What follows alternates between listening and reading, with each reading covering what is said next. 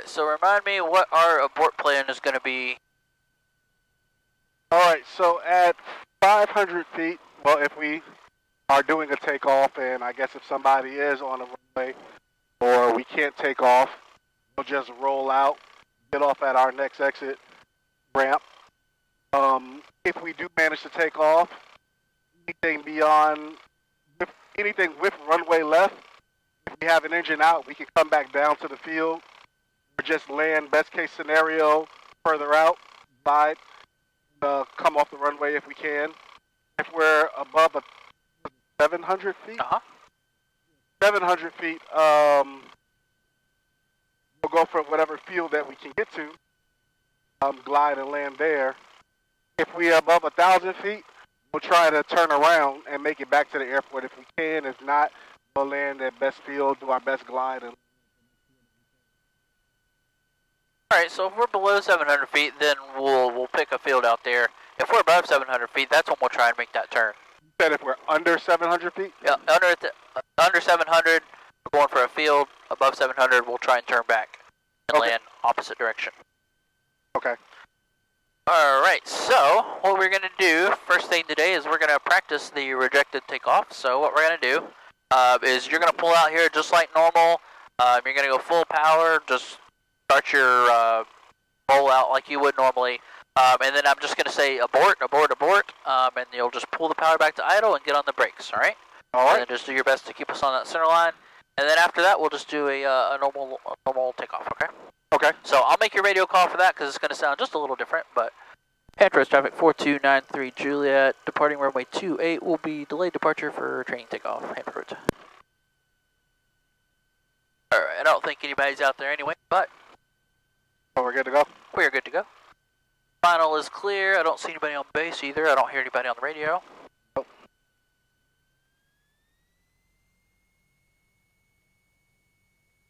So this time will be easy because you know it's coming, but the next time, I'm not going to tell you. Gotcha. Always have to be ready to abort the takeoff. Always have to be ready to do a go-around. So at this point, we're about to do the aborted takeoff. And the way that the command was explained, in my opinion, wasn't the way that the command was given when we were going to go do the aborted takeoff. And because of that, it kind of put me in a crazy headspace. It took me out, and I was making mistakes that I knew I shouldn't have made. My mind was focused on how the command was given, and then a conversation right after that command was given that me and the instructor had.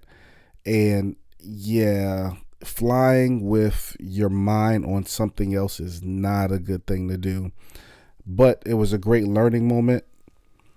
I would say that he would have been my safety pilot in this instance, but you know, if you are not in a headspace to fly, do not fly. You will make crazy mistakes. Lesson learned. 1490 Juliet, clear of runway 28. We're taxiing back to runway 28 to take off. Hand roads. Alright, let's Go on. Yep, keep going.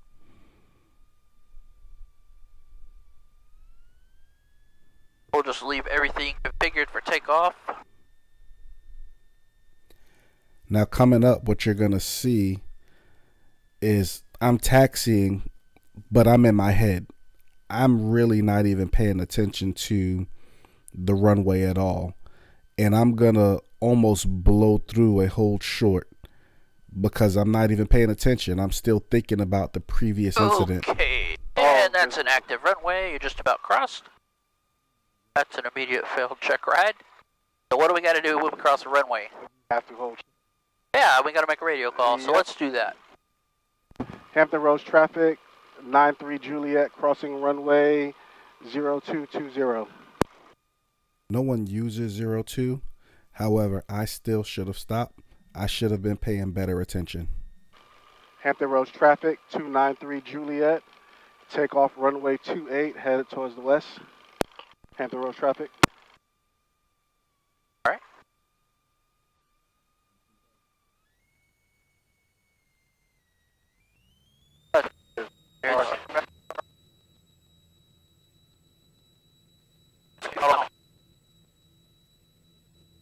All right. let's go ahead and make a call that we're departing the traffic pattern to the west. Hampton Roads traffic, 293 Juliet, departing traffic pattern to the west. Heading to the west. Alright, so where's our practice area at? Practice area is over there. Yeah, it's over there. So let's go more northwest. Alright, so once we get back to 2500, we'll practice a little bit of instrument flying.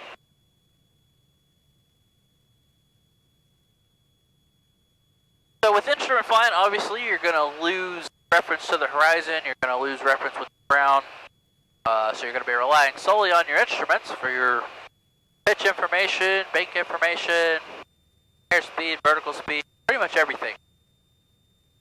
Okay. We're at our 2500.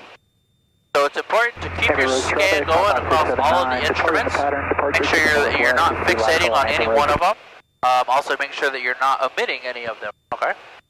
So okay. I'm going to take the flight controls from you for a second. So I have flight controls. And if you want to go ahead and put on your foggles there.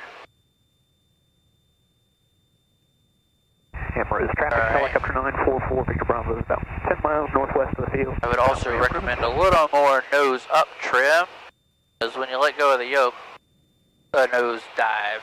Yeah, I was trying to descend.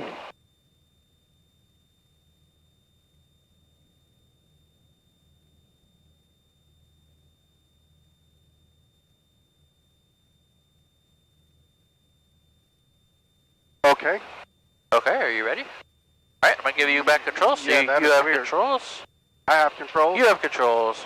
Alright, so I want you to do your best. Keep us at 2500 and keep us flying north for now. Flying north? Yep. And at 2500? Yep. Okay, so the foggles portion of training is pretty trippy. Not having reference to the sky or to the ground, that is a completely different sensation. Now, if you're a pilot now, just tell me about how your training went. I can imagine that going IFR is going to be similar to this, but on a much different level. I'm really just looking at these right here. Yep.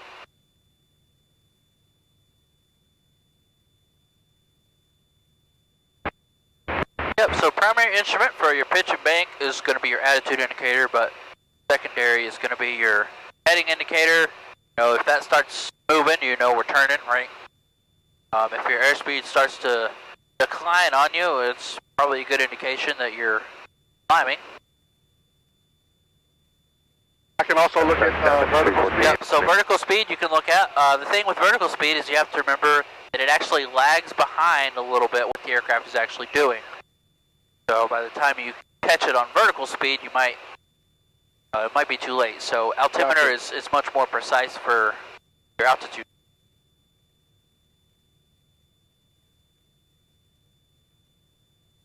Alright, one more thing is whenever we're doing instrument flying like this, everything is pretty much done to a half standard rate.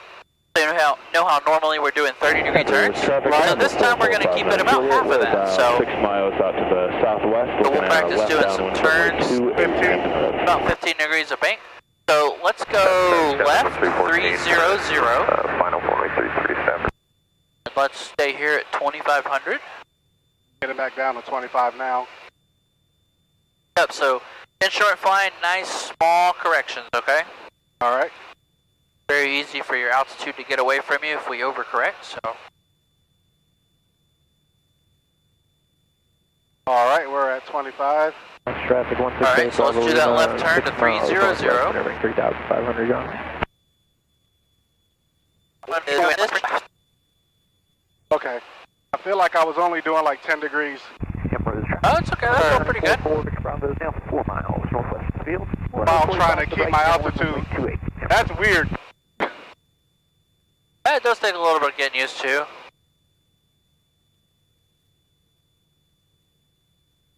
Alright, let's do a turn to the right now. Let's go to 030. 030,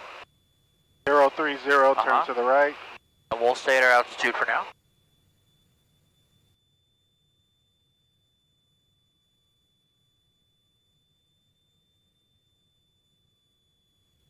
Alright, 030.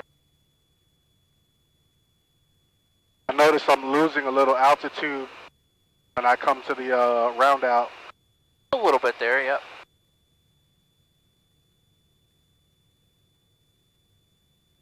Alright, so now let's stay on this heading and let's descend down to 2300. Descend down to 2300. Uh-huh. It's weird not being able to reference outside. Yep. That is. It definitely is. So, you know why we give pilots this training, right? Yeah, You're required to have 3 hours of this training for your check ride, right? But the reason is so that if you are flying along VFR and you accidentally enter IFR conditions, you know how to keep the airplane straight and level, know how to fly solely based off of headings. So what you can do is you can call up ATC, say, hey, I've accidentally got myself into the clouds. I need a safe heading and altitude back to this airport. And they're going to give you headings and altitudes and guide you back down through the clouds. And hopefully you can rely on your instrument training and be able to do that without killing yourself. That's a pretty scary situation to be in. A lot of pilots get in that situation and unfortunately don't survive. Alright, let's do one more turn. Let's go to the right and let's go 150. To the right, 150. Now let's stay here at 23. Okay. 737 left base, runway 33, staff. Alright, so there's about 30 degrees of bank, so let's shallow that bank out a little bit while you're losing so much altitude. Yeah. Alright, you feel pretty good with that? Good as I can be. Okay. Now we'll give plenty of practice with that as well, but... Alright, so I'm going to take flight controls from you, Yeah, and you can go ahead and take those foggles off.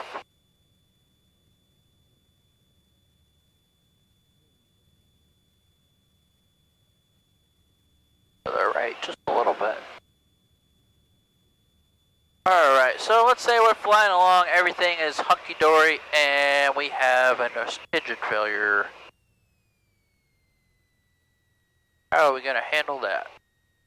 Alright, I want to maintain 70 miles an hour. Uh-huh. So it's a little bit closer to 80. Closer to 80? So 69 knots, 79 miles an hour. We'll round that up to 80. Gotcha. So we're about 80 now. Huh? So we have traffic November 445. We have enough altitude. Left base, I'm looking for a place to land, a field. Okay. I see that field right there. Alright, so when we're picking fields, we always want to pick some that are closer to us. Right, that one's close, right? It's decently close. Yeah, you see that nice patch of brown, looks like a landing strip. Yep, I see those power lines running right through it. The power lines on this side of it. Yeah, they run right across it. Run right across it? Yep, they do. Trust me, I've used that field before. You have? Okay. Yeah, it's once you get closer to the ground, they're easier to see. Gotcha, gotcha. I see power lines right below us. Your side I can't see at all. Alright, so what's wrong with the field back behind you off your left? The biggest field out here. Yep, we can go for that. After this traffic, 59 Juliet, left base to final, for runway 28. Well, if we don't turn towards it, we're going to have no chance of making it. That's what I'm trying to do. Feels like I don't have much authority on the controls. Well, that's because you're about to stall. Yeah. Have the road traffic, Diamond 654 Mike Sierra. Alright, Taking off I'm going to take controls from you. Controls. Southwestbound departure. Have the road traffic. Alright, so what didn't we get done on the checklist? We didn't do the start section. Basically everything, right? Right. Alright, so we're going to go back to altitude, and I'm going to demonstrate the engine failure, and I'm going to walk you through the checklist. For Mike Sierra, got negative traffic. Alright, so we'll level off here at 2,000 feet. We'll give ourselves an engine failure, so step one is going to be airspeed. So let's pitch for best glide, let's trim for best glide. Step number two, pick a field. So I can roll the wings to the left a little, roll the wings to the right a little. I like this giant field over here. I'm going to go for it. So we'll turn towards the field. Traffic 916 is a green and white military helicopter. Talking about that field Yep, right there. this field right here. So now that we're turning towards that field, I'll look back to the checklist. So carb heat coming on. Winds are coming out of 300, so we'll set up accordingly. Better landing site, make sure we get that full rich. Fuel pump, we turn that on. Fuel primer, we make sure that that was in and locked. Check the magnetos, make sure the master's on. If we don't get our engine back, we move on, so no restart in time permits. Maintain best glide. Flux 7700, 1215, mayday, mayday, mayday. 8 miles to the northwest of Hampton Roads, engine failure, gonna put it down on the field. We declared an emergency, verify ELT is on, it's already armed, we know that. Alright, mixture would come off, we want to get the fuel away from the engine now. Fuel selector would be off, make sure your seat belts are on, harnesses on if we had them. Flaps as needed, we can get the mags and master off. Unlatch the door just before touchdown and then brace yourself for impact. So, hand up on the dash. If you have something soft like a jacket or something, you could put it up there. Alright, right now we're at 1,000 feet and we are pretty much set up on a downwind for this field. So we're pretty much in a normal position to land from where we would be at the airport. We're at 1,000 feet, we're on a downwind. Right now we're flying into the wind. When we turn around, we're going to have the wind at our back, or excuse me, the wind at our front. So we'll be landing into the wind as we should be.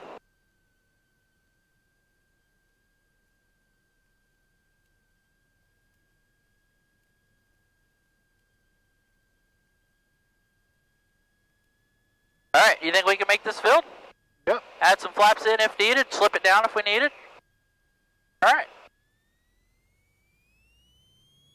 Let's go around. Alright, so are you familiar with the ABC checklist? Tyler mentioned that before. Yeah, so I that's... don't quite remember what everything was. Right, so that's the easiest thing, the easiest way to remember what to do during an engine failure. So A is going to be airspeed. So that's your first thing always. You want to get to your best glide speed, pitch for it, trim for it.